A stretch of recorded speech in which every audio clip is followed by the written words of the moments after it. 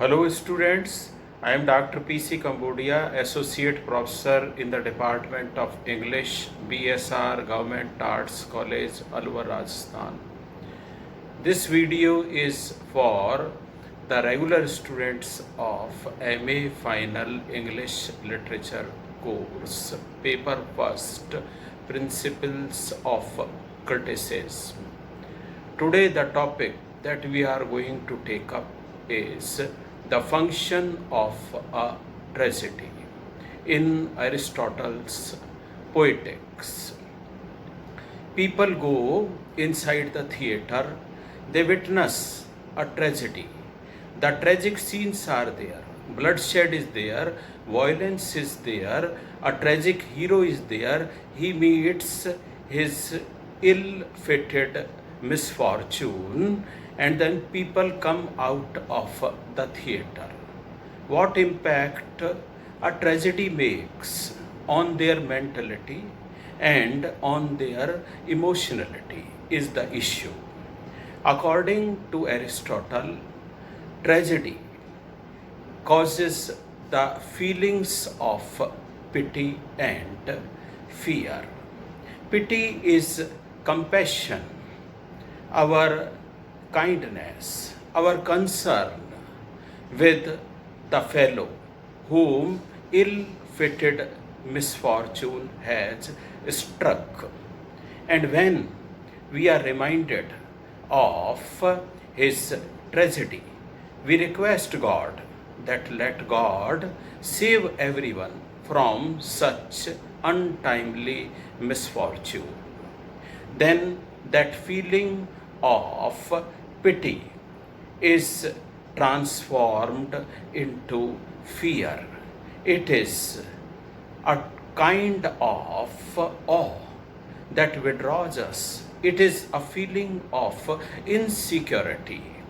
And when we come to know that such and such incident, which is tragic, has happened with the person who is our relative or who is very close to us, who is our, say, relative or the person whom we know, that then pity is transformed into fear. Another impact of tragedy is tragic pleasure. How tragedy arouses tragic pleasure is again a question.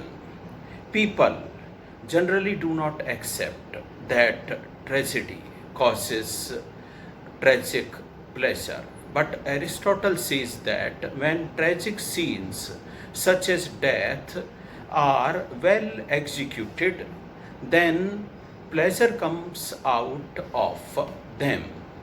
This kind of pleasure is called as tragic pleasure. Then Aristotle says that tragic pleasure involves catharsis.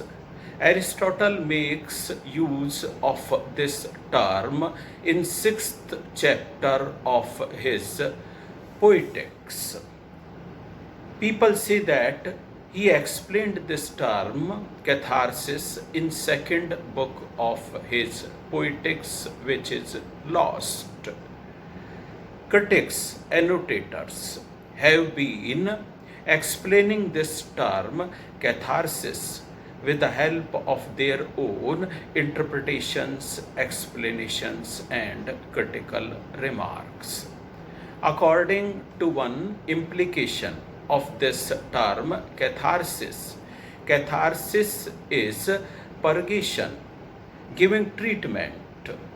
Say, for example, if someone is suffering from fever, high temperature, then some treatment is to be given to him in order to bubble his blood to still a higher temperature.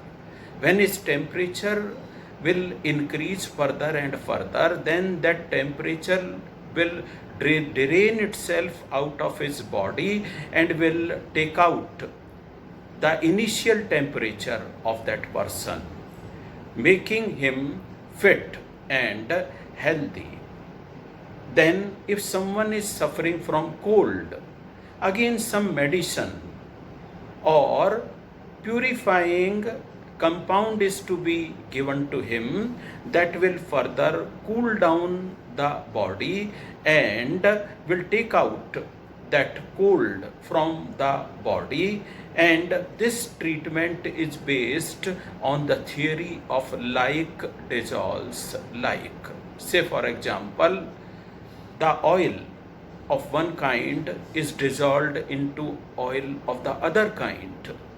Water is added to water and the same kind of solution, homogeneous solution, is formed.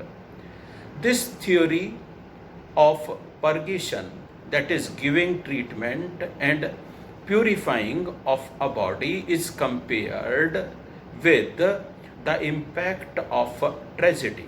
When a person enters the theater, then he is full of some unwanted feelings in his mind and heart.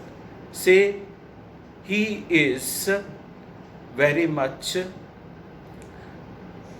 hard in his feelings.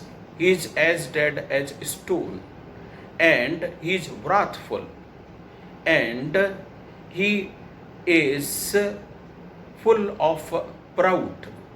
But when he comes out having seen a tragedy, all those unwanted emotions of hard-hearted and then feeling too high of himself or proudy are taken out of his mind and heart, and that person becomes fit.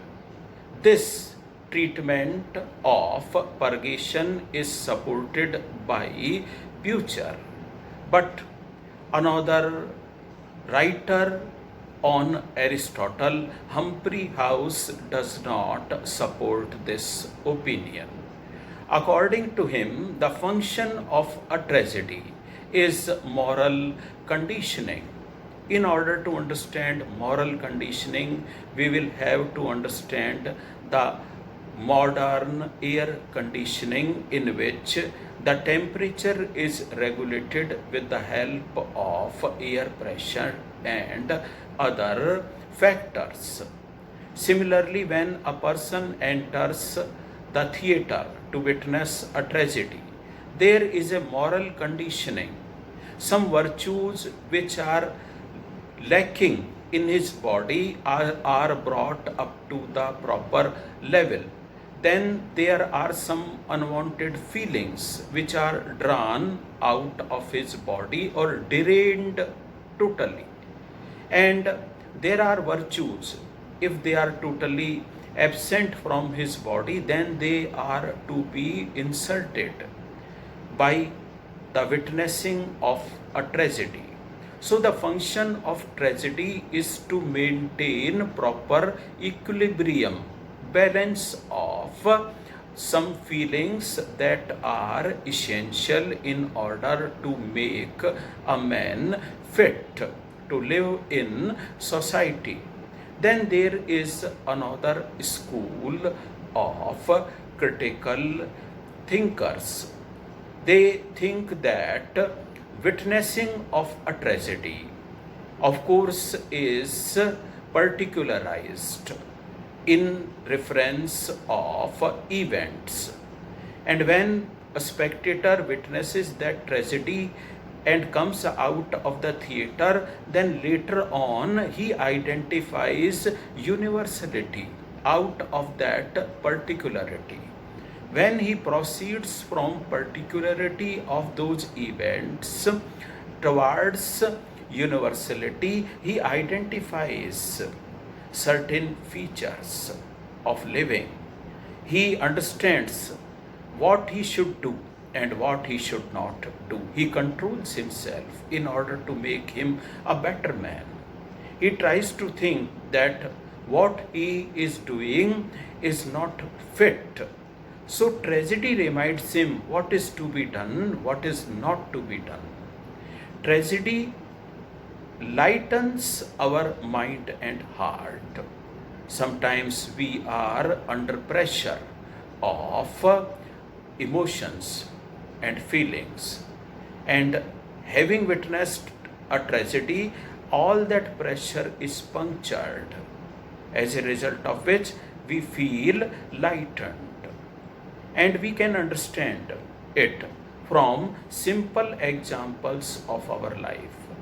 Say, for example, if we have differences with very close persons who are with us, and we think that it has been our mistake to a certain level, we weep, and then weeping carries with itself our anger, and we feel lightened, and we try to shake our hand with that person of friendship and have a fresh beginning of life.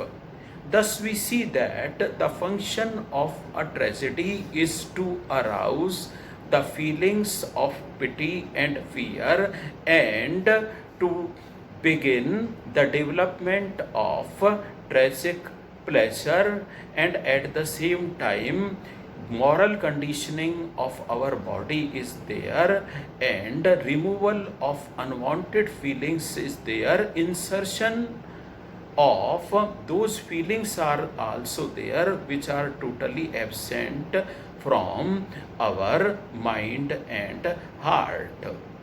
Yes, tragedy fulfills particular functions.